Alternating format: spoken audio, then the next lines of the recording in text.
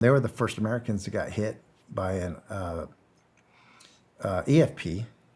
Oh, yeah. Right, when all that crap started. They were targeting the Brits initially. They finally hit. And we thought maybe it was a mistaken identity. They thought it was a British Land Cruiser. It was us, our triple canopy team. It was Americans. We queue up for those guys. That was a bad experience. Really, it was a body recovery thing. By the time, we were less than 5 minutes away. And it was one of those things, typical things where if you're on the street, you ask the other team, hey, if we get in trouble, can you come assist us? We'll do the same for you. Well, we're crossing, similar paths, at least response times. And that was the case. They got hit. I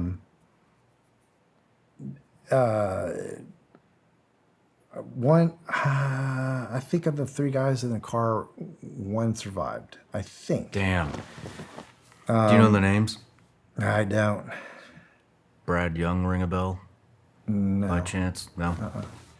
But they were in a bad way when we saw them. So some of the guys were alive when we first saw them, but some of the vehicles that were pinning them, they were pinned like on the one guy was pinned with the high side of the back of the seat, right? So that was actually keeping him alive, just keeping pressure in his system. Damn. But that was a scary moment. British that were down there. We responded, pulled the guys out of the vehicles, took them to the hospital. One guy, by the time we got to that point, one guy was alive by the time we got to the British hospital. He eventually dies on the table there. It was one of those things where the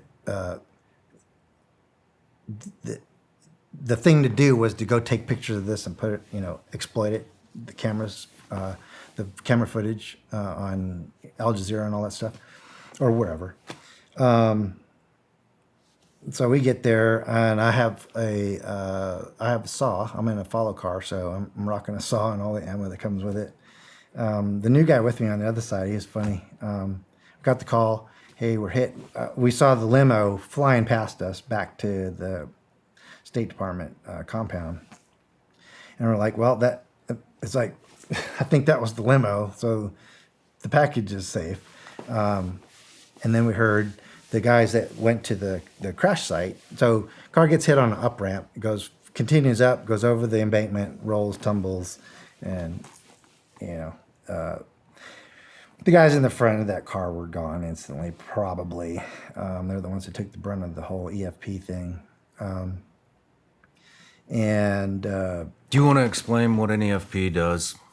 Yeah, for the explosive audience? formed projectile. Yeah, it's a hot metal. It's a copper plate. And then that gets pushed with the explosives behind it. And it's packaged in a cylindrical tube or container. And so you have this conical shaped copper, and explosives behind it. It's primed from the rear. And then when it shoots out, it envelops on itself and then forms a hot metal copper projectile. And it rips through everything. There's nothing that can stop that stuff. Yeah. And any armor at the time anybody was using, it wasn't stopped. It was going right through that stuff. And usually by the time it triggered on the front of the vehicle, if it was, and they were trying that at the time, they were trying timers, command detonated stuff, and then trips on passive infrared or red. You break a beam and it goes off. By the time that your bumper crosses that line and breaks the beam, the EFP explosive is right at the point where you're rolling, right at the front of the vehicle, the front passenger compartment, right? The driver and whoever's up front. And right through the front seat, both people usually don't survive that. And backseat people, on the other hand, sometimes survive those things, other than all the other things that happen as a result of the explosion, right? Or the car crashing into things and wrecking and all that kind of stuff. There was at the time no defending that. And then eventually they come up with this little glow stick out in the front of vehicles to detonate it in front of the vehicle, so you're not lined up with the crew compartment on the vehicles. So that was really the only defense at the time for those things. Yeah. Eventually, Then they figured that out, and it went to a heat signature, correct? Yep. So it would sense the heat of the engine. Yep. Yep. And then there was then they started doing that at the front too. They put the stick out there with the like the radiator coil or hot coil, right? Yeah. And so that would hopefully trigger those initiating devices. Old school command detonated stuff, and sometimes multiple people.